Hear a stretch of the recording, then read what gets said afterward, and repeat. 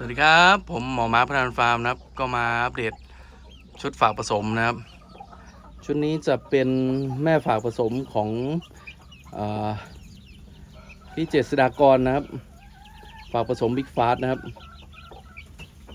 เป็นชุดสุดท้ายนะครับทายาทบิ๊กฟาสชุดสุดท้ายนะครับก่อนที่บิ๊กฟาสจะตายนะครับแม่นี้ก็เป็นลูกไก่ที่ออกไปจากทางฟาร์มนี่แหละครับเป็นลูกสาวเพชรพนมรุ้งนะครับนครเสือดำถึงเวียนแตกนะครับแม่นี้ก็เป็นการพัฒนาของพี่เจษฎากรนะครับที่ว่าเอาแม่ไก่มาฝากผสมไปแล้วชุดหนึ่งนะครับก็เอากลับมาฝากผสมบิ๊กฟาสอีกนะครับชุดหนึ่งสวยมากนะครับชุดนี้ได้ทั้งหมด4ตัวนะครับก็เดี๋ยวอายุครบ2 เดือนนะครับก็ได้จะส่งกันนะครับโอเคครับอัปเดตให้ชมครับสวยมากครับชุดนี้หอบหน่อยนะครับอากาศร้อน